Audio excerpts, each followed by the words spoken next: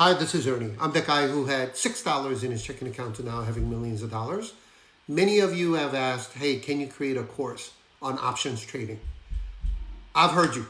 And there are so many of you out there, so I am creating a 13 video course completely free, not behind a paywall, so that you'll be able to understand what options are, how it works, and how you can use it to your advantage.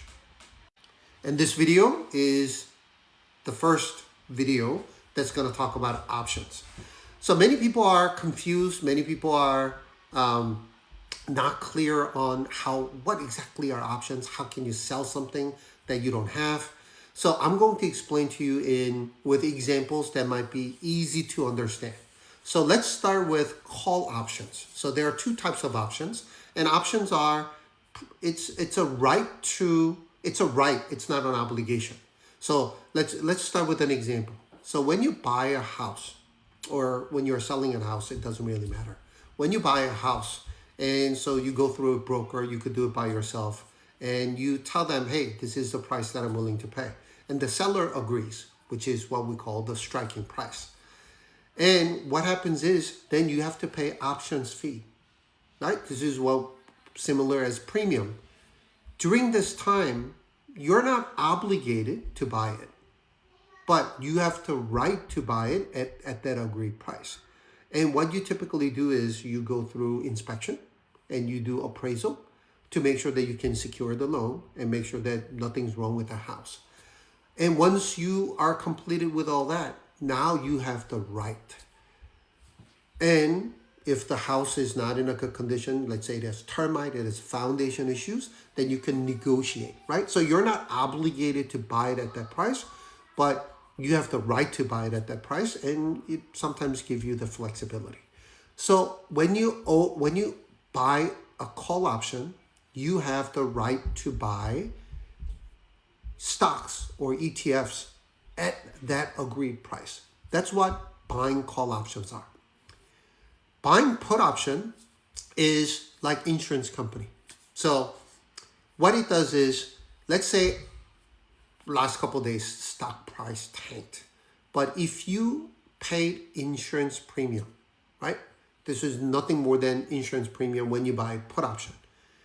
If the stock price falls, or if you get into a car accident and your value of your car goes into a junk, right? Your $20,000 car becomes $2,000. Insurance premium makes you whole so that you get fully paid whatever the money that you insured, right?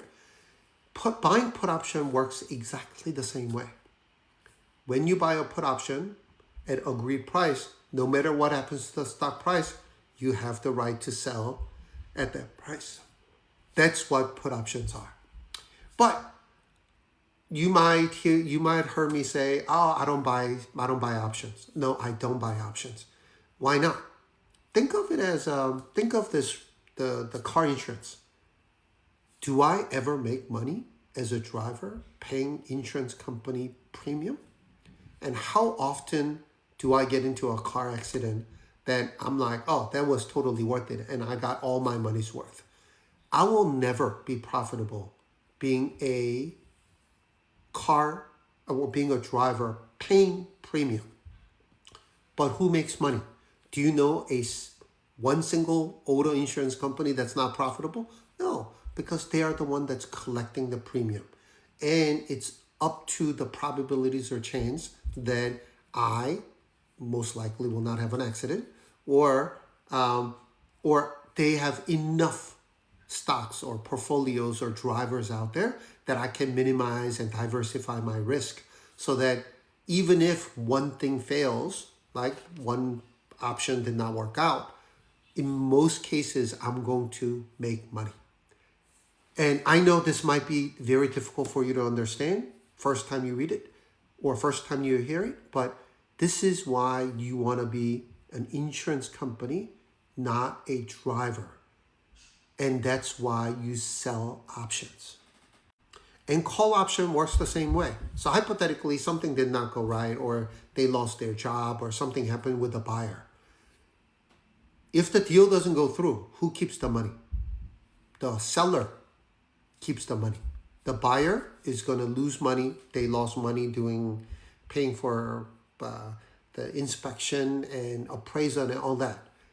And who keeps that option money? The seller. Then seller can relist the property and collect that premium once again until the property is sold, which is what I typically do every single week. And when I talk about options, there's something called expiration date. This is like little coupons that you get. So we love Popeyes, and we get Popeyes coupon all the time. And if you look at closely, it's like par value, this is only valid in participating locations, and it has an expiration date. That coupon is only worth valid until that point. So just like that, all the options have an expiration date. Just like buying a home, there's a 7-day expiration or 15-day expiration. There is that expiration date. And insurance company works exactly the same way as well. So what are most common questions? The common questions that I get are, how can you sell options that you didn't buy? Because I have a house. That's why I don't. And because I own an insurance company. So I don't have to buy a premium to sell you no, it does not work that way. As long as you have shares, as long as you have cash, the market allows you to become a seller. Like, for example, insurance company. Do I have to buy policies to sell you? No, of course not. I'm an insurance company, and by law, it says I can sell insurance to buyers, and then buyers will pay me premium. It works exactly the same way. And another common question that I get is, why don't you buy options? Here's the truth. I cannot even predict what's going to happen 30 minutes from now. I cannot even predict my baby daughter, Aggie, is going to cry in 5 minutes or 10 minutes. I don't know. But try to not only predict whether the stock price is going to go up or down. And when you heard, we witnessed firsthand with the war, anything could happen, right? Like President Trump says something, anything could happen. So I not only have to predict whether it's going to go up or down, but I also have to predict by how much so that I can make money.